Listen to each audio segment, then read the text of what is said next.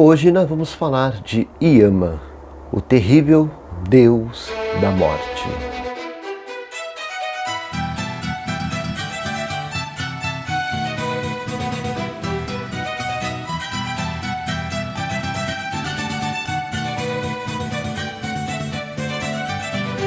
Olá a todos, sejam bem-vindos ao canal Pleiadianos, ao programa Mitologar, nosso encontro semanal, onde nós falamos sobre mitologias e a ação dessas mitologias no mundo moderno, no nosso ser existir, pensar e agir. Estamos falando hoje de Yama. Yama é o deus da morte, que julga as pessoas, o deus que vive no Naraka, uma espécie de purgatório hindu. Yama, ou Imaraya, é como se chama o deus hindu da morte. Apesar desse nome prevalecer na mitologia hindu, esse deus também pode aparecer nas religiões do Japão e da China, com as nomenclaturas de Ema Daio e Ian, respectivamente. De acordo com a mitologia hindu, Yama seria filho do deus Sol Surya. Ele teria se tornado o deus da morte porque foi o primeiro mortal a morrer. Sendo assim, ele passou a governar o reino dos mortos. Além disso, os Vedas, que são as escrituras do hinduísmo, definem que Yama e sua irmã gêmea Yami foram os primeiros pares de homens sobre a terra. Entretanto, outra corrente religiosa acredita que Yama já nasceu uma divindade. Bom, governante do mundo dos mortos ou do submundo, Como mencionamos, por ter sido o primeiro ser humano a encontrar o caminho do submundo, Yama se tornou o seu governante. Além de ser morada temporária dos mortos, o Naraka, ou submundo hindu, também é um lugar de constante sofrimento e tormento. Em paralelo com a religião cristã, esse lugar poderia ser associado a uma espécie de purgatório.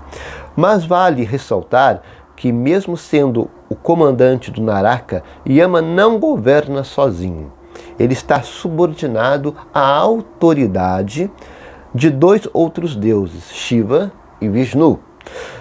Sendo assim, na hora da morte, se uma pessoa que comete muitos erros implora a essas duas divindades, pode se livrar do castigo de Yama.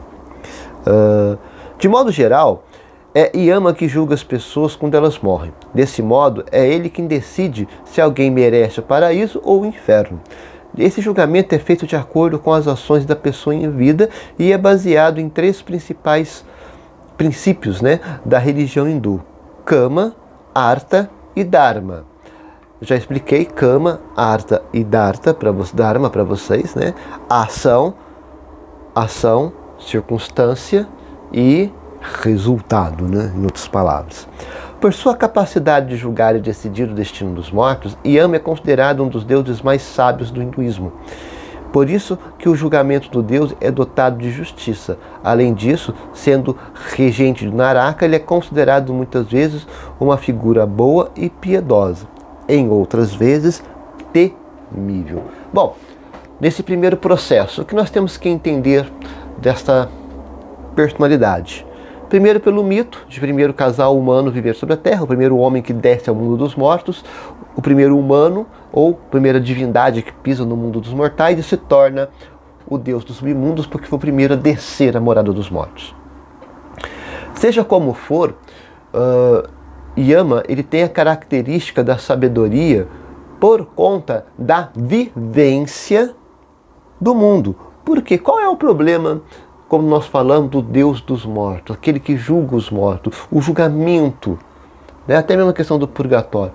Como que se julga uma pessoa? Nós temos que compreender que quando nós falamos de divindade, ela é uma coisa extracorpórea, fora da nossa condição humana, fora dos nossos temperamentos humanos.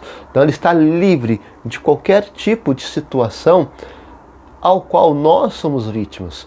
Portanto, como que uma divindade que não sente o que o ser humano sente, não passa pelo que o ser humano passa, não tem as dificuldades que o ser humano tem, como que ele pode julgar? Então Yama ele já vem carregado desta humanidade, o ser que caminhou, que respirou, que viveu entre os humanos, desce à morada dos mortos, se torna o Senhor dos mortos, então ele passa a julgar. Essa alegoria que eu acabei de dizer para vocês, nada mais é do que a capacidade de entendermos os acontecimentos humanos. Por que certas coisas ocorrem? Por que a pessoa às vezes escolhe o lado errado ao invés do certo? Ela tem capacidade de pensar, ela tem capacidade de raciocinar, ela tem capacidade de compreender e entender as coisas, e aí mesmo assim, por que ela comete erros? O programa especial que fala sobre a questão do extremismo e o outro especial que fala sobre a questão da ignorância. Se vocês pensarem bem, existe uma correlação entre os dois episódios, né, embora sejam separados, mas se juntam para fazer um único cenário. Olha o que a ignorância, a estupidez, a falta de conhecimento gera. Ela gera extremismos. O extremismo nada mais é do que uma tônica. Quando ela se torna uma tônica, a tônica ela é extremamente perniciosa e ela gera o que nós chamamos de castigos. Eu não preciso descer ao inferno, propriamente dito, para poder sofrer determinadas circunstâncias da vida. Por exemplo, eu vou dar o exemplo do dia 8 de janeiro. Você acha que as pessoas que foram presas, julgadas, condenadas, você acha que estão bonitinhas na cela, achando, oh, nossa, eu mereci estar aqui mesmo, eu fiz acontecer? Não, vai estar sentindo-se humilhado, ultrajado, mas é o peso de não pensar. É o peso, é o efeito manada, né? Você é empurrado pelo efeito manada, tudo tem consequências. Tudo tem consequências.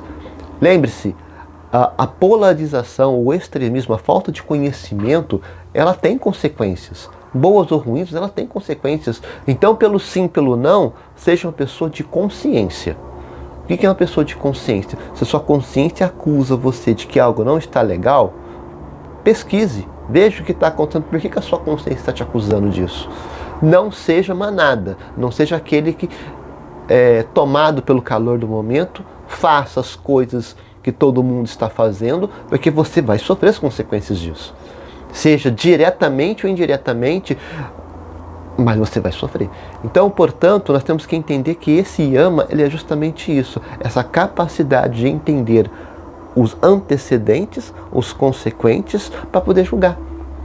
Eu não posso julgar uma pessoa livremente, somente pelo que eu vejo.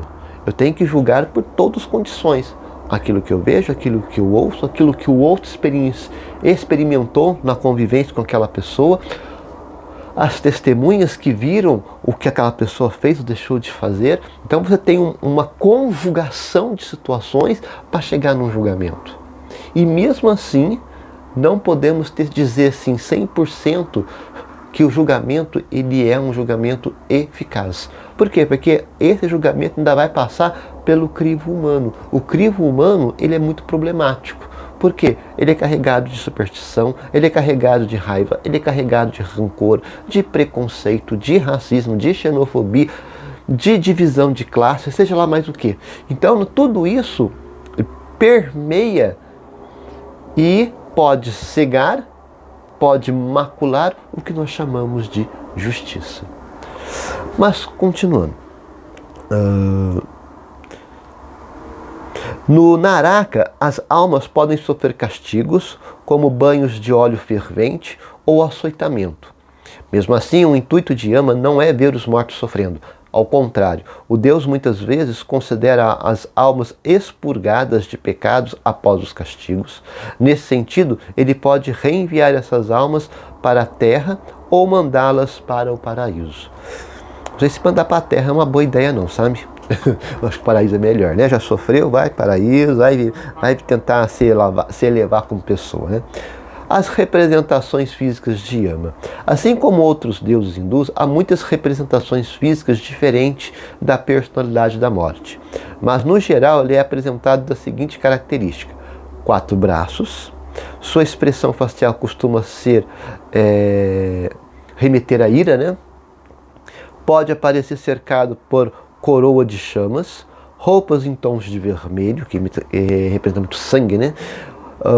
Possui presas salientes, pele em tons de verde, vermelho e azul, costuma ser representado montado em um búfalo, segura na mão esquerda, com o qual puxa as almas para o Naraka, que é um laço, ele segura um laço. Pode segurar uma maçã, pode aparecer de maneira diferente para pessoas boas e ruins. Embora originalmente da Índia e do hinduísmo, mas que por via do budismo depois foi transportada para vários outros locais, nomeadamente China e Japão, sofrendo algumas alterações ao longo dessas transmissões. Podemos tentar explicar seu papel quase comum na mitologia indiana, chinesa e japonesa de uma forma muito sucinta, porque como é o mesmo Deus, né, você muda o nome, mas não a ideia continua ainda. Tanto que o mito de Yama, originalmente figura que ficou conhecida como Yama, está associada ao reino dos mortos, com pelo menos uma tradição a dizer que ele tinha sido o primeiro dos mortais a falecer, conhecendo por isso já bem o reino e vivia administrar. Depois seu papel vai evoluindo. Por exemplo, na China e no budismo, sob o nome de Yanlu Wang, ele parece tornar-se mais uma figura que definia e controlava as reencarnações, decidindo o que acontecia a cada pessoa após a morte, não só em termos de potenciais castigos, mas definindo as formas como as pessoas iriam reencarnar. Este é o papel que encontramos no Niron Ryoki, uma compilação japonesa de milagres budistas do século IX da Era Comum, que é a nossa era. Referindo-se concretamente a essa fonte literária, porque a presença de Yama, mais conhecido no Japão como Ema Dao, para quem viveu, foi adolescente da década de 90, porque, por exemplo, eu sou do final da década de 70, então eu peguei a minha pré-adolescência, né, minha adolescência, vida adulta, assistindo muito anime. Então tem os animes como Cavaleiros Zodíacos, e aqui entra um especial que é Yu Yu Hakusho. E o Ema Dao está em Yu Yu Hakusho, ele é o deus da morte. Quem assistiu o anime vai lembrar logo de cara, opa, Ema Dao, deus da morte. Nada mais é do que Yama, é o outro nome, o nome japonês de Yama, né, na cultura japonesa, que é o Ema Dao. Tanto que esse desenho, né, esse anime Yu Yu Hakusho, que foi da década de 90 no Brasil, na extinta TV Manchete, o nome significa fantasmagórico, né, ou fantasma. O primeiro Yu significa fantasmagórico ou fantasma. O segundo Yu, dessa forma, seguindo o primeiro Yu, pode ser compreendido como brincalhão ou atrapalhado. Já Hakusho pode ser traduzido como livro em branco, ou seja, o título literalmente indica o fantasma brincalhão que vai contar ou escrever a sua história. Quando nós falamos de Usuki Urameshi, que é o personagem principal, né, de Yu Yu Hakusho, ele morre. Ele não era para ter morrido, não era o tempo dele. Então ele retorna para o mundo dos vivos, como uma espécie de meio humano e meio morto, né, meio assim, meio espiritual e meio morto. Só que ele passa a trabalhar para o Deus da morte, para poder resolver problemas de ordem espiritual, da desordem do mundo espiritual no mundo dos vivos. E aí se desenvolve a trama com várias situações. Então, se vocês prestarem atenção no nome, né, Yu Yu Hakusho, faz todo sentido o enredo com o nome e o personagem. Isso é muito interessante. Bom,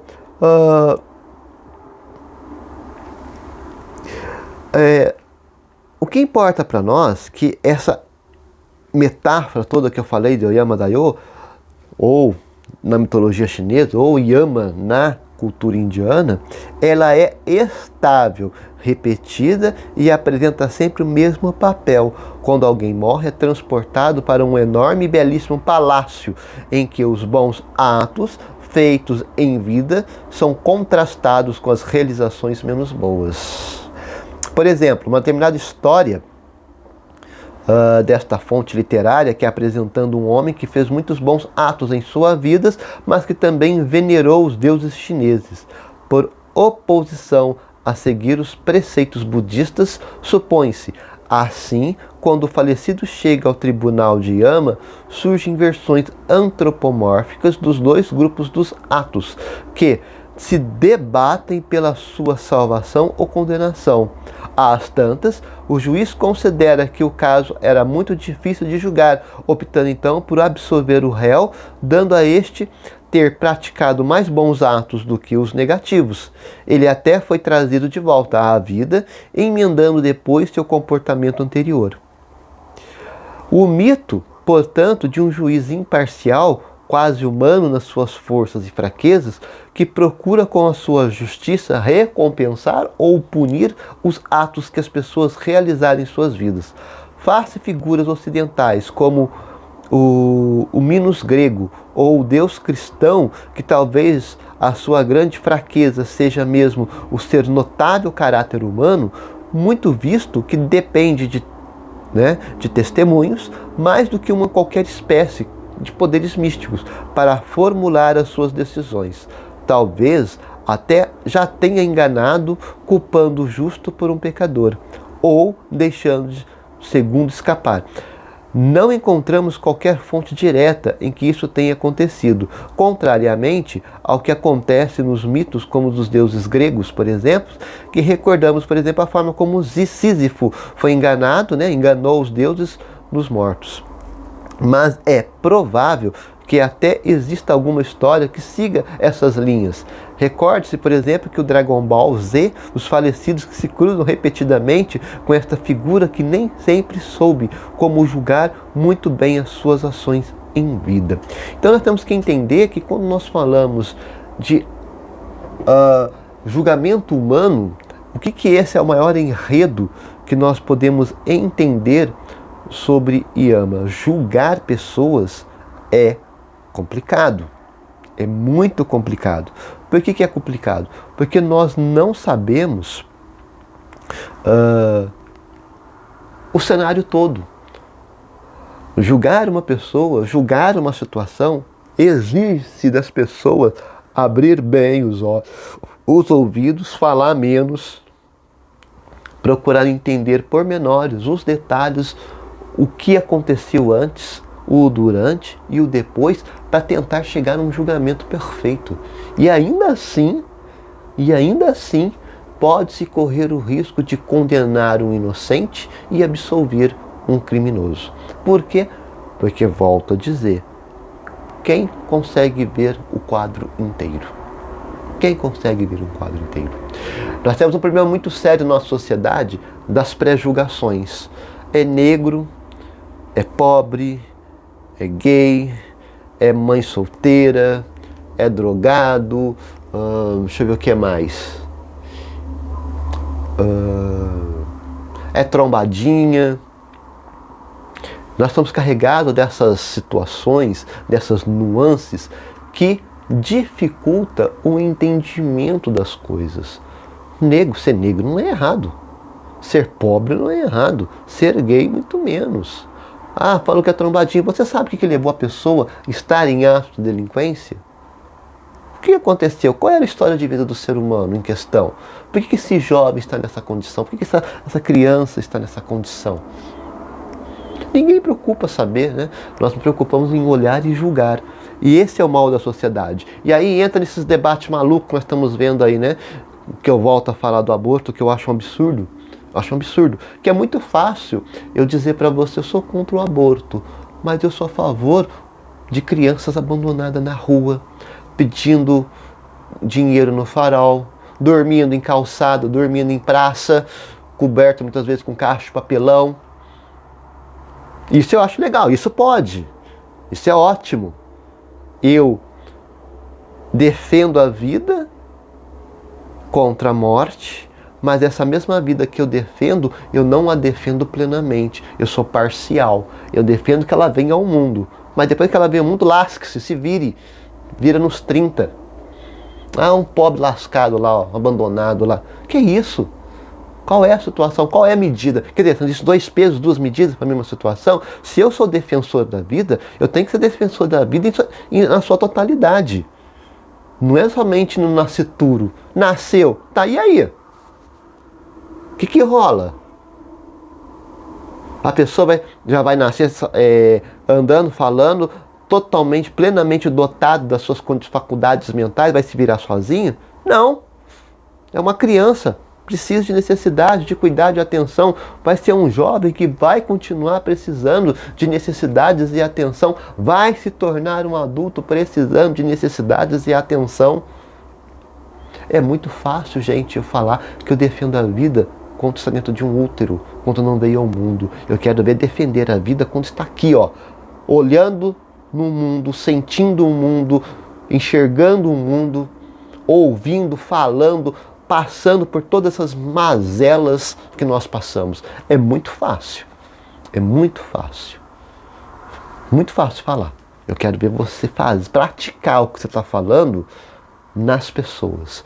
É por isso que muitas das vezes as pessoas criticam.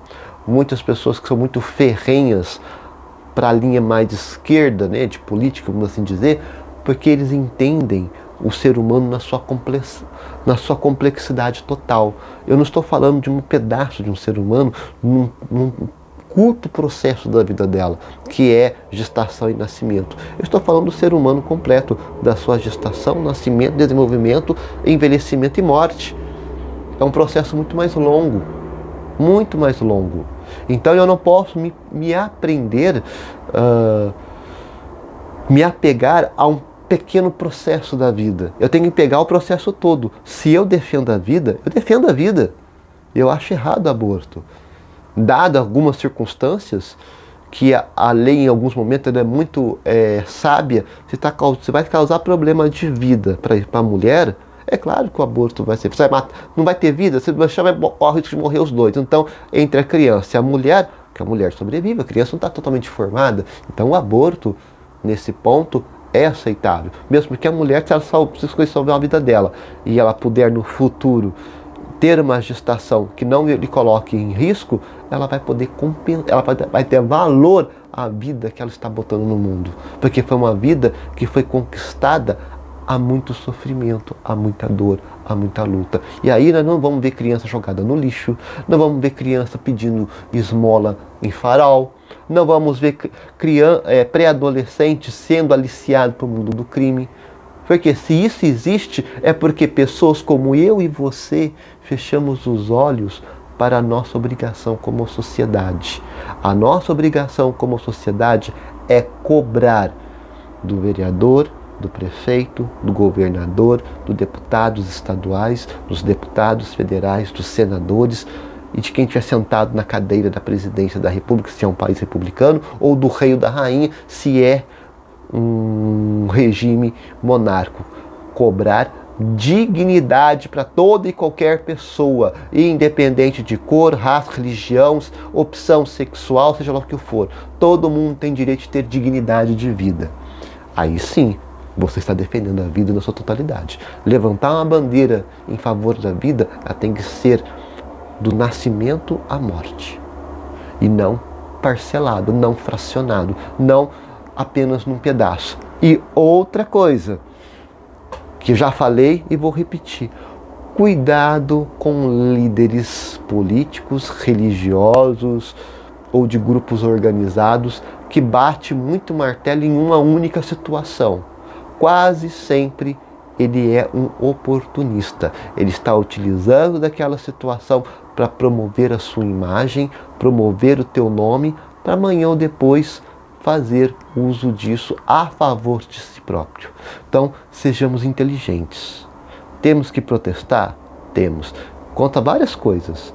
Mas entenda uma coisa. O protesto ele tem que ser coletivo. Ele tem que ir para o coletivo e fazer com que, se é uma questão de vida, de vivência, de bem-estar social, que ele seja pleno, não fracionado e não num período de tempo. Mesmo porque é aquilo que eu falo para vocês, gente, o que adianta? Eu defendo a vida, como eu falei, estou contra o aborto, mas eu permito que essa mesma criança vire morador de rua, vire um pedinte no farol, que vai ser aliciado pelo narcotráfico, porque ele não tem uma família estruturada, uma vida dignamente social estruturada. Então, que espécie de defensor da vida que eu estou sendo? Então nós temos que compreender. E aí entra o julgamento. O julgamento justo vai colocar na balança essas coisas. Eu julguei? Como que foi o seu julgamento? Esse é o julgamento que nós temos que ter medo. Você julgou a vida, você defendeu a vida. Você defendeu a vida até um certo ponto. Depois você foi promovedor da morte. Então você é tão culpado quanto. Por que o promovedor da morte? Como eu falei, se eu defendo a vida, que não pode cometer aborto, mas eu fecho meus olhos para uma criança que está passando fome na rua, pedindo dinheiro, vendendo as coisas no farol, sendo aliciado por narcotráfico, eu fecho meus olhos para isso, significa que eu concordo com essas coisas. Então eu sou tão criminoso quanto qualquer outro. E aí meu crime é até pior, porque eu sabia que era errado, eu poderia ter feito alguma coisa, mas eu preferi cruzar os meus braços. Então você é igualmente criminoso, criminosa.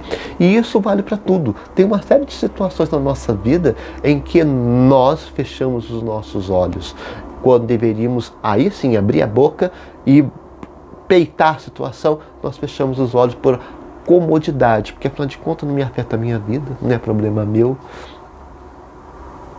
Minha vida não vai mudar. Eu vou comer, beber, dormir, vou estar no conforto da minha casa. Então, o problema é da pessoa, que se vire ela.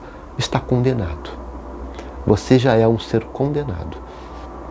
Não por um juiz, mas condenado pelas suas próprias ações. Eu vi uma vez um desenho que me trouxe até à mente agora, quando fala de Yama, quando a pessoa foi julgada, né? Mostra lá toda a vida da pessoa. O desenho mostra isso, mostra a vida. Os juízes estão sentados, a pessoa sentada, num telão, mostrando a vida dele. Tudo o que ele fez, o que ele falou, o que ele pensou, o que ele tramou, o que ele conjugou. E aí quando terminou, ele só vira para os jurados, e os jurados, todos eles viram as costas para ele. O que quer dizer? O que os jurados quer dizer? Eu tenho vergonha de olhar para você. Eu tenho vergonha de ser falado que eu sou igual a você. Então ele, por conta própria, entende-se que ele é um condenado, que ele merece a condenação, porque tudo que ele fez deliberadamente. O que é deliberadamente? Eu fiz porque eu quis. Então não precisa ninguém falar, você está condenado. Você mesmo se condena, porque quando você olha para o que você fez, falou, ouviu, pensou, maquinou, tramou, e aí você vai querer de absolvição? É meio complicado, né? É impossível isso. Então, muitas das vezes, esse Yama mostra justamente isso. A absolvição ou condenação de algo ou de alguém está muito intimamente ligada ao que eu falo, ao que eu penso, ao que eu tramo, ao que eu maquino, a quem eu me junto para uma ação, uma situação, seja lá o que for. Então nós temos que compreender que vai muito além apenas daquele julgamento que nós estamos acostumados. Um juiz, um júri que ouve, um juiz que levanta as condições, um advogado de acusação, um advogado de defesa, e aí estão as provas expostas, convence o júri, aquele que tiver a melhor retórica. Se o advogado de defesa tiver a melhor retórica, convence o júri o absorve e o juiz segue o júri. Ou o contrário, o juiz vai a favor da promotoria que consegue sair bem na sua oratória de condenação, o jurado compra, condena e o juiz dá a sentença. Compreende-se, gente, que não é isso. Esse julgamento é muito mais profundo. Por quê? Porque ela vem do teu coração, ela vem da tua alma, ela vem da tua mente. E isso não tem como esconder, isso não tem como maquiar. Por isso, quando falo de julgamento divino, ele é temeroso, porque você não tem como esconder o que você falou, fez, pensou, entre outras coisas.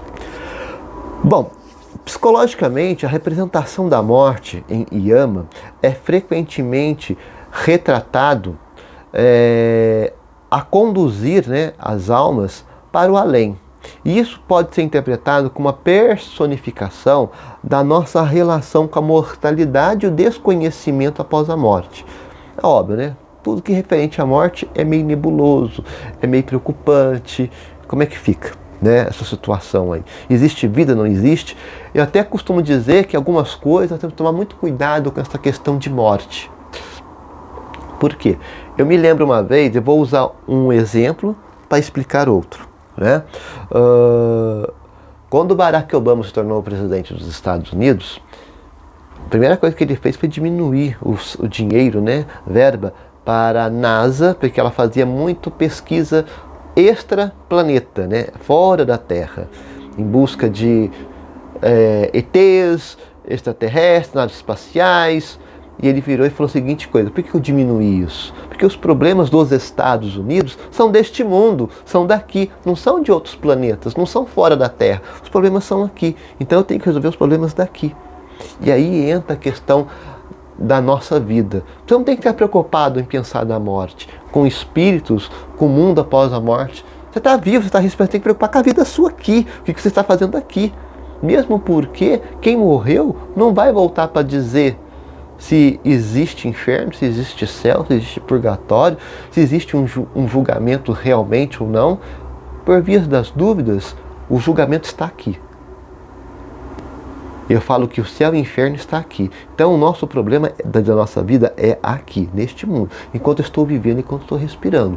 Por isso que eu falo, as pessoas, no meu tempo. Não, seu tempo é aqui e agora. Você está vivo, respirando, me vendo, me ouvindo.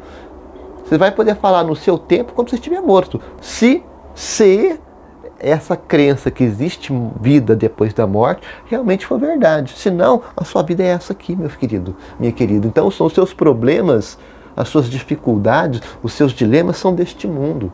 Não fique apenas preocupado com o mundo dos mortos, né? Tanto que o que nós vamos discutir sobre essa questão aqui de Yama está muito ligado a isso, o que eu estou fazendo enquanto ser vivo. O que eu estou fazendo enquanto estou vivo, não enquanto eu estou morto. Justiça e julgamento. Em alguns relatos, Yama desempenha o papel de juiz das almas, decidindo seu destino após a morte, com base nas ações realizadas em vida. Isso reflete o aspecto relacionado à nossa consciência moral, ética, familiar, de consorte, né? O que é consorte? De sociedade, né? Dando a tônica à responsabilidade dos nossos atos e pensamentos, visto como um projeto, né? Uma projeção simbólica da necessidade humana de avaliar e enfrentar as nossas consequências. Dualidade e equilíbrio. Yama é frequentemente retratado como um Deus que incorpora dualidade, né? Duas personas, né? Duas pessoas, como vida e morte, bem e mal. Essa dualidade são reflexos psicológicos da complexidade da existência humana, onde lidamos com conflitos internos e a necessidade de equilibrar diferentes aspectos da nossa personalidade e comportamento com o mundo ao qual nós vivemos. Em outras palavras, ninguém pensa como você, ninguém sente como você, ninguém vê o mundo como você. E estamos aí.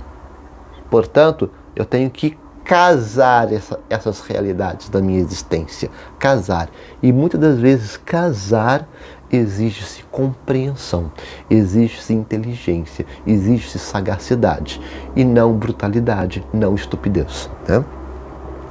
A aceitação da morte. A presença de Yama, ela representa para a psicologia formas de lidar com a morte, não temer a morte, porque é uma ação natural, não tem como nós fugirmos disso. Então, nós temos que entender que a vida, ela é temporária, nós sabemos o dia que nós nascemos e sabemos que um dia nós vamos morrer. Então, como ela é temporária, saber viver a vida. Saber viver a vida para que na morte você tenha, quando você chegar no período da morte, como diz Harry Potter, você a abraça como uma amiga e não como um inimigo. Por quê? Se ele é sua amiga ou tua inimiga, vai depender do que você fez na tua vida. O que você fez em vida. Atos e consequências em vida, né? A tal da jornada espiritual, né? Além de seu papel como juiz da morte, associado a ensinamentos espirituais e jornada de transformação pessoal. Isso nos ajuda, nos incentiva, né, a explorar e entender nossas próprias jornadas internas, enfrentando nossos medos e ilusões para alcançar a compreensão mais profunda de que é cada um de nós. Quem sou eu? O que sou feito? Quais as minhas necessidades, minhas deficiências, minhas qualidades e o que eu estou fazendo com essas coisas todas no mundo ao qual estou vivendo, né? Em suma, o mito de Yama oferece uma rica tapeçaria. O que é tapeçaria? Um universo a ser explorado, né? De elementos psicológicos que refletem os aspectos universais da experiência humana enquanto ser vivente, no seu equilíbrio, no seu crescimento como ser humano, como pessoa, em todos os seus aspectos. Portanto, quando nós falamos de ser humano, de vida, de morte, nós temos que tomar muito cuidado como nós chamamos essa mortalidade ou essa vivência, para que nós não caiamos no engodo de radicalizar as coisas. Lembre-se, o que é certo para mim pode não ser para você. O que é correto para você pode não ser correto para mim. Agora, existe uma coisa que é universal. Te machuca, eu tenho que respeitar. Me machuca, você tem que respeitar. Se eu respeito o que te machuca e você respeita o que me machuca, nós nos juntamos e modificamos realidades. O que nós precisamos fazer no nosso mundo é mudar realidades. E quais são as realidades que precisamos mudar? Basta você dar uma olhadinha para fora da tua casa. Nós temos crianças abandonadas, idosos deixados em asilos, pessoas morrendo de fome nas ruas, vivendo debaixo de pontes, animais sendo tratados da pior maneira possível, natureza sendo depredada da pior maneira possível. Nós estamos vendo tudo isso. Agora, resta saber qual é o seu posicionamento, qual é o meu posicionamento, o que eu estou fazendo para mudar essa realidade. Eu sozinho, muito pouca coisa eu posso fazer, mas eu em conjunto com outras pessoas, eu mudo mundos, eu mudo realidades. Quer um exemplo? A Associação SOS Felinos. Eu costumo dizer que se dependesse de mim, eu, Marcelo particularmente, talvez ninguém nunca saberia que eu resgato animais da rua para cuidar. Na minha cabeça, no meu entendimento, era um assunto meu, particular meu, um desejo meu, de fazer isso, sem contar para ninguém, sem falar para ninguém, tanto que eu fui muito reticente a abrir para a mídia, né, conversando com a Ariel, sobre a questão da associação. Por quê? Porque é um assunto meu. Eu abracei a causa, eu quis fazer diferença. E aí foi uma amiga nossa, falou, não, vocês têm que ir para a luta. Vocês não fazem, o canal Pleiadianos não vende nada, não vende curso. Tudo que as pessoas vendem, o canal Pleiadianos dá de graça, gratuitamente. Então, uma forma de devolver essa gratuidade que muitos cobram, e muitos são charlatães, aliás, né? Diga-se de passagem, tem um charlatanismo na internet assim absurda, né? Basta olhar. Então, coloca a associação, uma forma de compensar o conhecimento, a ajuda, as coisas que o canal Pleiadianos dá, e agora o programa Mitologado, e em breve um outro programa estará sendo inaugurado, aliás, aí no canal. Coloca a associação, pede ajuda, pede para te ajudar. É uma forma de devolver para vocês todo o conhecimento, toda a ajuda, todo esse bem-estar humano na consciência, na construção da consciência humana. Então foi por causa disso. Então olha bem a diferença das coisas. E estamos aí, estamos seguindo. Então são coisas que nós temos que ter na nossa existência, de que nossos atos, nossos pensamentos, as nossas ações, elas têm uma resposta na nossa vida e na vida dos outros. E aí o julgamento, ele vem da pior ou da melhor maneira em vida. Por quê? Eu me lembro uma vez que um sábio, uma história de um sábio indiano, falou a seguinte coisa: encontrei uma pessoa passando necessidade, fiquei com dó dela, eu quis ajudá-la. O sábio disse a seguinte coisa para a pessoa: ajude-a, mas não tenha dó. Ajude-a, vá ajudá-la como um ato humânico, né? Humanista, mas não tenha dó, porque muitas das vezes você não sabe o que ela fez no passado dela para ela estar naquela condição. Então, veja como são situações diferentes. O ver e o julgar das coisas tem que passar por um crivo muito importante da nossa existência. É saber o porquê de certas coisas acontecem e como eu posso fazer para alterar, para mudar essas realidades para melhor. Mesmo porque, cedo ou tarde, se eu me fecho os meus olhos para algumas realidades, uma hora ou outra essa realidade bate à minha porta. Se eu sou roubado, se a minha casa é roubada, se eu me sinto violado, violentado, é porque eu fechei os meus olhos para realidades que estão gritando no mundo aí fora e eu me fiz de cego, surdo e mudo porque não atrapalhava a minha vida. Eu não tinha nada a ver com isso, até o dia que bate a tua porta. Aí você deixa de ser cego, surdo e mudo porque você passa a ser vítima. Vítima. E aí quando nós fazemos julgamento completo, você não é vítima. Você nada mais, nada menos está recebendo de volta aquilo que você plantou. Silêncio também é castigo. Silêncio também é condenação. Se você sabe que as coisas não estão boas e você não faz nada para mudar, não age, não comunica, não fala, não se mistura, não se junta com pessoas que pensam um mundo melhor, você é réu confesso.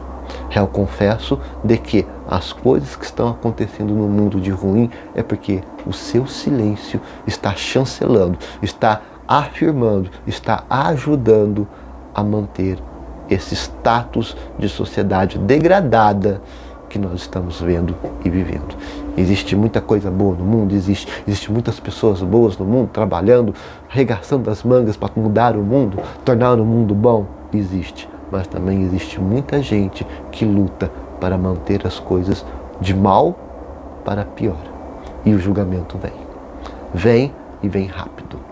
Este foi o Mito de Yama. Um forte abraço a todos. Nos encontraremos na próxima semana aqui no canal Pleiadianos, no programa Mitologar.